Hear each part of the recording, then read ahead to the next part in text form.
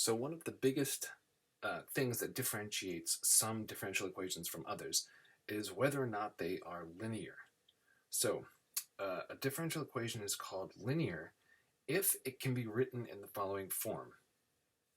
Y and its first and second and whatever other derivatives appear can be written where each one has been given a coefficient of some kind, and then they've all been added together.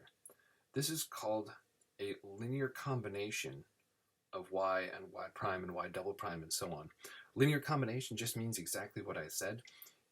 Everybody gets a coefficient of some kind, and then they all get added together. So an ordinary differential equation is linear if it can be written in this form. And then we call these coefficients or coefficient functions, the a sub i's. And then the forcing function is the bit that has no y or y prime in it, and that can be on the right-hand side. And it's totally fine for the forcing function to be 0. That happens all the time. Okay, so what this means then for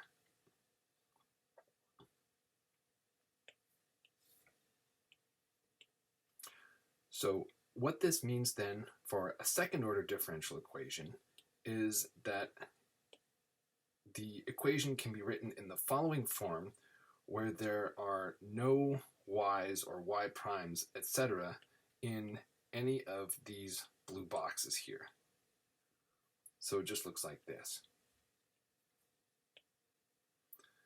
So then, take a look at these 4 differential equations and see if you can figure out which ones are linear and which ones aren't.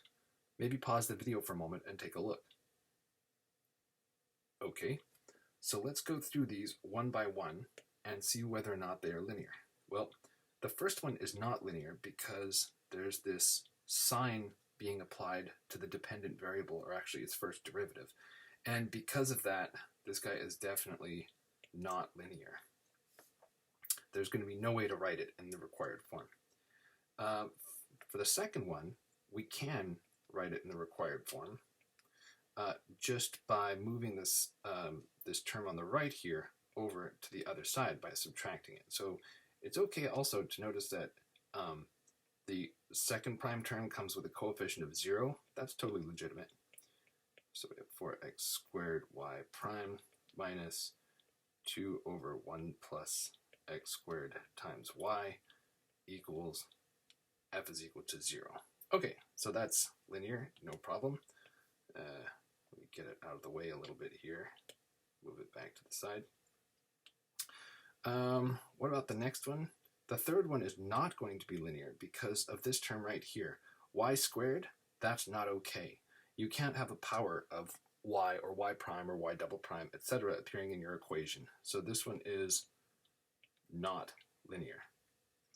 For the fourth one here, it looks like it's not linear because of this term here on the left. However, if I multiply by the y and bring it over to the other side, then it looks like y double prime equals 2e to the x y, and I can rewrite that y double prime plus 0 y prime minus 2e to the x y, and then it is, equals 0, and then it is in the required form.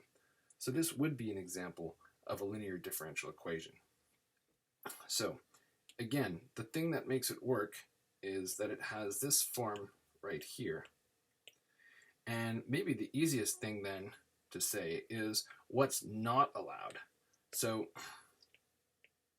what is not allowed in a linear ODE? Well, if your function is, say, y of x, then you cannot do e to the xy. You can't have a sine of y or a sine of y prime. You can't have y squared or y prime squared. You can't have y times y prime or anything like this. So basically you can't do anything interesting with y.